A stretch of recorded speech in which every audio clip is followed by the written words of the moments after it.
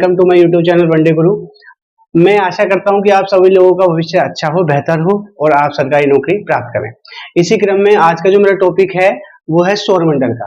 किसका है? सौरमंडल का और उसके ग्रह। आपने सौरमंडल पढ़ा होगा कहीं ना कहीं।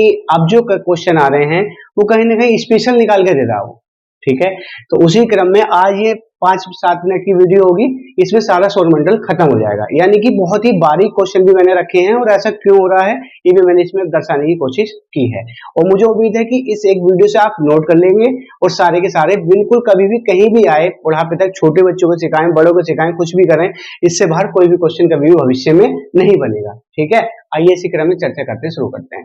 देखिए, ये हमारा है सूरज, ठीक है। तो पहले तो मैं ये बता दूं कि सौर मंडल का मतलब यह है कि सौर मंडल का केंद्र जो है वो है सूरज, और उसके पास जितने भी सूर्य क्या है, एक तारा है, मैंने बताया था। और तारे के पास अपनी चमक होती है और अपनी ऊष्मा होती है। उसके चारों तरफ जो चक्कर काटते हैं उसे कहते हैं ग्रह। ऐसे इसी क्रम में जो हमारे ग्रह हैं जो सूरज के चारों तरफ, जैसे बुध, इसे इंग्लिश में कहते हैं मरकरी। ऐसे भी याद रखना, कई पेपरों में ऐसा आया है कि हिंदी न देके इंग्लिश में दे दिया गया है। जैसे सबसे निचली परत क्या है, क्षौमंडल, लेकिन वो क्षौमंडल ऑप्शन ही नहीं था, ट्रोपोस्फेयर था, ठीक है। तो आपको इंग्लिश में भी याद रखना है वाला पार्ट। तो सबसे पहले मरकरी यानी कि बुध, फिर शुक्र वीनस, उसके बाद अर्थ यानी कि पृथ्वी, उसके बाद मंगल यानी कि मार्स, उसके बाद बृहस्पति यानी कि जुपिटर, उसके बाद शनि यानी कि सैटर्न, उसके बाद अरुण यूरेनियस और वरुण नेपच्यून। प्लूटो को हटा दिया गया। पहले कितने थे? 9, अब कितने हो गए? 8। क्लियर है तक? ठीक है। अब इनकी प्रॉपर्टी देखते हैं, ठीक है। एक भी क्वेश्चन नहीं बचेगा, विश्वास मानिएगा। इसके अंदर बहुत बारीकी और बहुत मेहनत से मैंने ये वीडियो बना रहा, ठीक है। अब सबसे पहले आते हैं बुध पर। तो बुध की जो प्रॉपर्टी है, बुध है जो सूरज के सबसे करीब में है ग्रह, ठीक है। तो सूरज के करीब कौन सा ग्रह है? बुध, याद रहेगा। उसके बाद बुध पर वायुमंडल नहीं है। बुध पर क्या नहीं है? वायुमंडल नहीं है, तो ऑक्सीजन भी नहीं है। और वायुमंडल ना होने की वजह से यहाँ पर दैनिक तापांतर, यानी कि दिन में तो बहुत ज्यादा गर्मी और रात में बहुत ज्यादा ठंड, यानी कि मैंने लिखा है कि तापांतर 600 डिग्री तक हो जाता है। यानी कि दिन में टेम्परेचर रहेगा 420 और फिर 180 रात में, माइनस में 180। तो तापांतर का मतलब होता है डे और नाइट का तापों में अंतर। तो इसलिए वायुमंडल नहीं होने की वजह से तापांतर सबसे ज्यादा होगा। क्लियर है? तुमसे पूछे तापांतर की वजह क्या है, वो है ये। अब आते हैं तीव्र उपग्रह, इसका कोई भी नहीं है। यानी कि इसका बुध का और शुक्र का कोई भी उपग्रह नहीं है। जैसे पृथ्वी का उपग्रह क्या है? चंद्रमा, यानी कि पृथ्वी के जैसे सूरज के उपग्रह ये सारे और पृथ्वी का उपग्रह चंद्रमा, ऐसे इसका कोई भी उपग्रह नहीं है। इसका बुध का, याद रखना। उसके बाद तीव्र कक्षीय गति, ये अपनी कक्षा पे बहुत तेज चाल से घूमता है। जैसे पृथ्वी घूमती है अपने एक्सिस पे, ऐसी सबसे तेज गति किसकी है? तीव्र कक्षीय गति बुध की, याद रखना। स्पेशल बात है चंद्र कलाएं, यानी कि इसमें चंद्रमा के समान चीजें हैं, तो इसलिए ये चंद्र कलाएं के नाम से जाना जाता है। कि पूछेगा कि चंद्र कलाएं किस ग्रह पर पाई जाती हैं, तो उसका नाम हो गया बुध। तो बुध हो गया आपका फाइनल, बुध से और कोई बात नहीं पूछी जाएगी। क्लियर? अब आते हैं शुक्र। शुक्र का इंग्लिश नाम है वीनस, ठीक है। एक तो ये याद हो गया। इसे सौंदर्य का देवता कहा गया है। पूछा जाएगा कि सौंदर्य का देवता किस ग्रह को कहा गया है? ये कहा गया है शुक्र को। इसकी भी वजह यह है कि रोमन जो रानी थी उनके नाम पर ये पड़ा है सौंदर्य का देवता। एक बात। दूसरी बात, इसका परिक्रमण काल और परिभ्रमण काल बराबर होता है, यानी कि एक दिन 1 साल के बराबर होता है। इसके अंदर, शुक्र के अंदर। परिक्रमण किसे कहते हैं? परिक्रमण कहते हैं जब कभी 1 साल में कोई चीज घूम के आती है, जैसे पृथ्वी घूमती है 365 दिन में, और परिभ्रमण कहते हैं अपने एक्सिस पर घूमती है एक दिन में। क्लियर? वो शुक्र पर इक्वल है। शुक्र पर क्या है? इक्वल है। आगे आते हैं। दूसरी बात, 1 डे इक्वल टू 1 ईयर, मैंने लिख दिया है। तीसरी बात, ये चमकीला और सबसे गर्म ग्रह है। देखिए, चमकीला ग्रह शुक्र को क्यों कहा गया है? चमकीला और गर्म की वजह है CO2, यहाँ पर कार्बन डाइऑक्साइड सबसे ज्यादा मात्रा में पाई जाती है।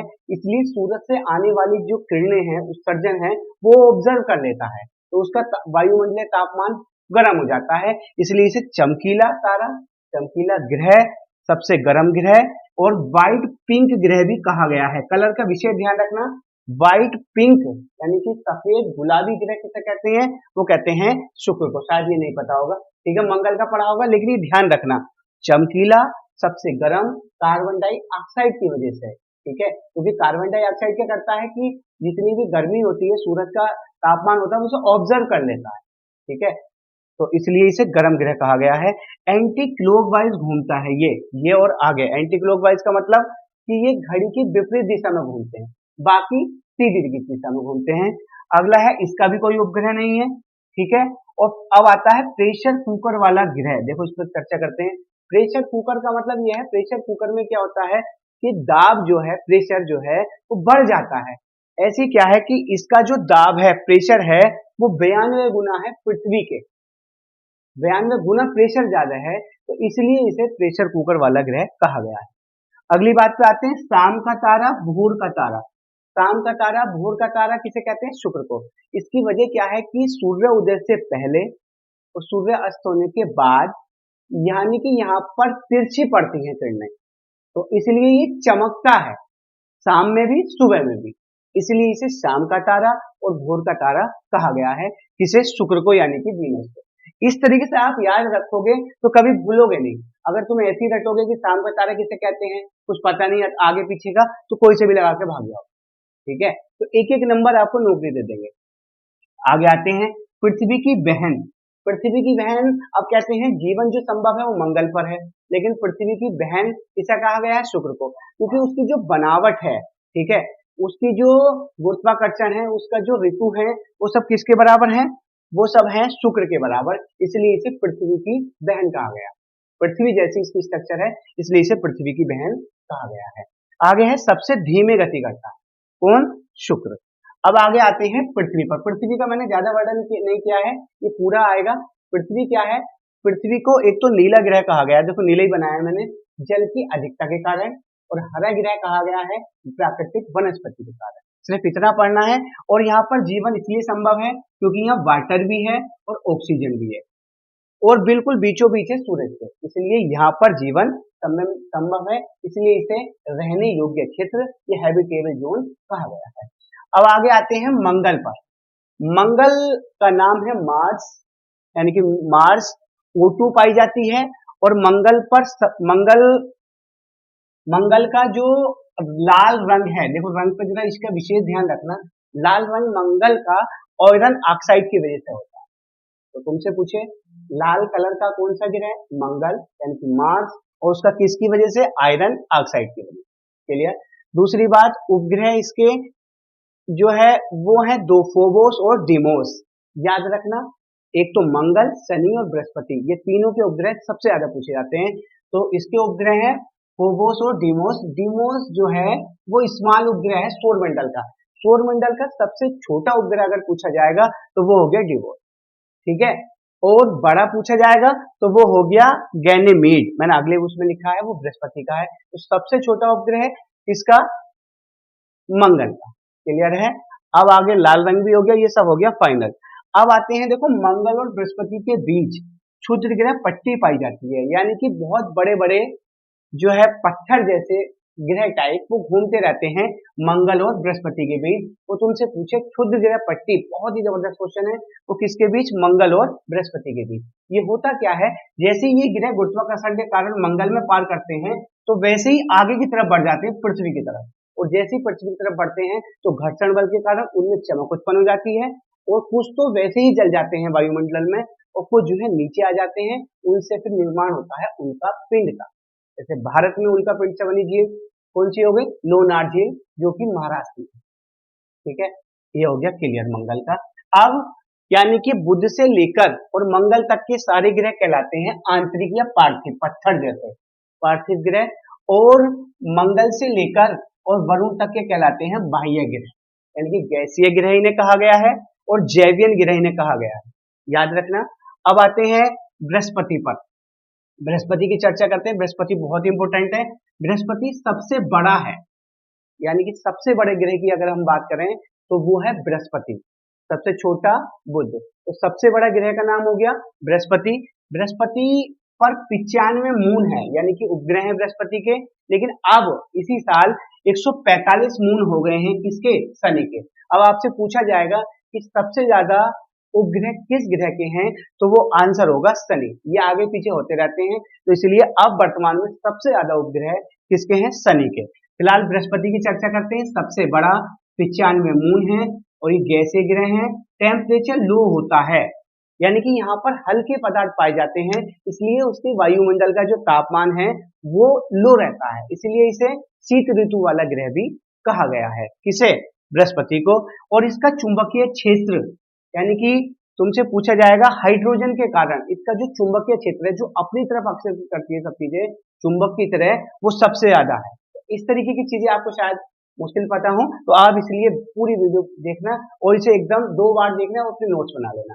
चुंबकीय क्षेत्र वाला ग्रह पूछेगा, सबसे ज्यादा चुंबकीय क्षेत्र किस ग्रह का है, तो वो हो गया बृहस्पति का। क्लियर।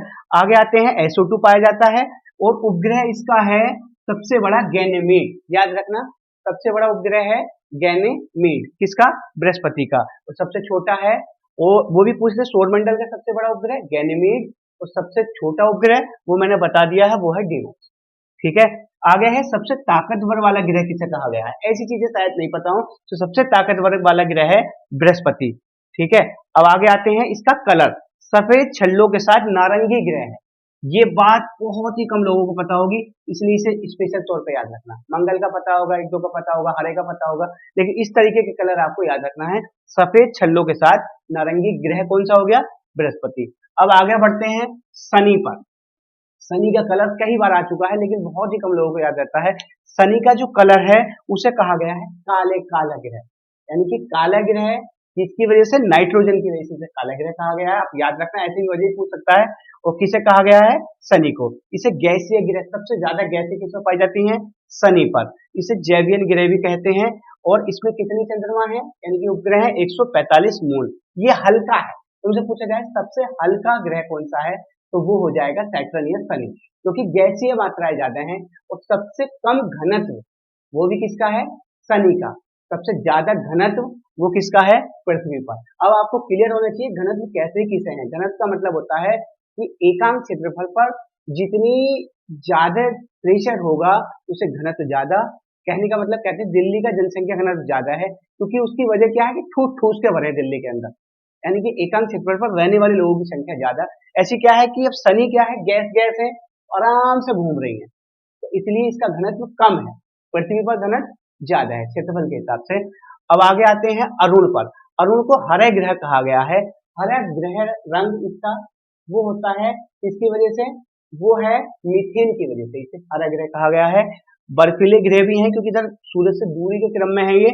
लेटा हुआ ग्रह कहते हैं और आधुनिक ग्रह कहते हैं। इस तरीके के नाम आपको स्पेशल याद रखने हैं, ये लेटेस्ट हैं और यही आजकल फंस रहे हैं। आगे वरुण। वरुण सबसे ठंडा ग्रह है और उसके बाद लास्ट आ जाता है क्यूसर पट्टी, यानी कि वरुण के बाहर जितने भी घूम रहे हैं चीजें, पत्थर टाइप सब चीजें, वो सब कहलाते हैं क्यूसर पट्टी।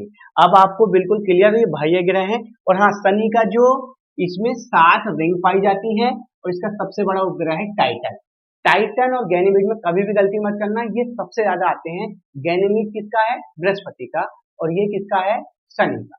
मुझे उम्मीद है अब आपको कोई भी क्वेश्चन बचना नहीं चाहिए इन ग्रहों से रिलेटेड। ठीक है, नेक्स्ट वीडियो इसके क्वेश्चन से रिलेटेड लाएंगे, आपका चैप्टर बिल्कुल क्लियर। और मैं आशा करता हूँ कि आपको मेरी वीडियो पसंद आई होगी। इसे लाइक, शेयर एंड सब्सक्राइब करें, जिससे कि मैं ऐसी ऐसी चीजें लेके आऊं कि आपका कोई भी क्वेश्चन ना बचे। विश्वास मानिए, एक ही वीडियो में सारे ग्रह फाइनल हैं और इनसे एक भी चीज बाहर नहीं बचेगी, वनडे की दृष्टि से। ठीक है, ठीक है, मैं आशा करता हूँ आपका भविष्य बेहतर